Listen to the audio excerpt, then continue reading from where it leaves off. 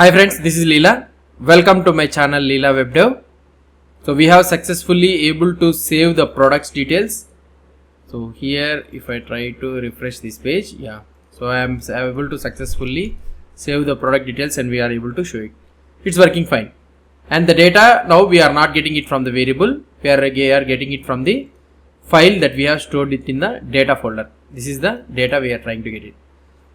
Now if you see the product model here,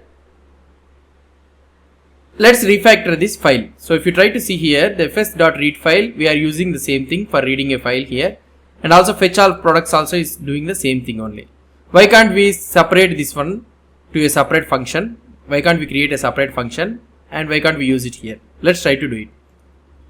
Here I am writing get products from file. So this one I am not exporting. Why? Because so this one there is no need to export it. So here I can use this one method. Okay, this one will take a callback, and here what I can do is let's copy this product path, and here I can use like this, or otherwise what I can do is constant get product file is equal to like this. Also we can do it ES6 notation. So we have a products from file, so product path we are having.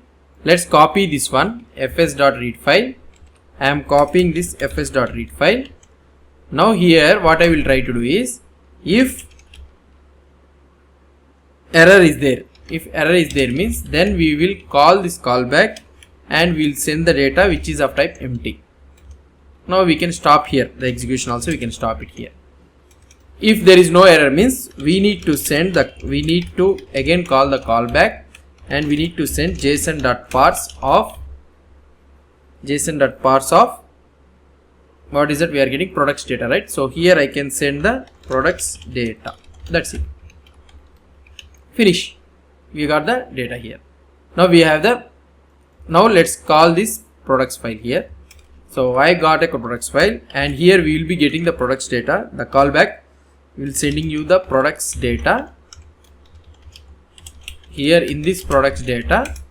Now I need to execute the code. So these all things are finished. So here these are all the things we have written it, and now after getting the products data we need to push the file products data. So if you are having means you will get an empty array, or otherwise you will get the products data, and I need to push it, and later on I need to write the file here. That's it. So I will be writing the file the products data. That's it. Now I can remove this entire code. There is no need, and this one also I can remove it. That's it. Now here what I am trying to do, get products from the file. After getting the file we will get the products data. So here it will try to send the products data and it will try to execute the callback function, this callback function. After getting the products data we are pushing our existing product into this one, and next we are writing the file by stringifying the JSON data. That's it. Now fetch all products is also the same thing only. Now there is no need for all this code.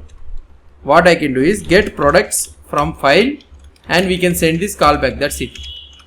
So get products from file and it will execute the callback. So callback it needs a products data, and here in our home controller this products data, after seeing this products data we'll try to show it in the server, in the output. Now if you execute this one, so let's try to see add product, and here I will try to add it, and here we are able to see the output without any problem. So here product 13 add product, and here I am able to see the product 13.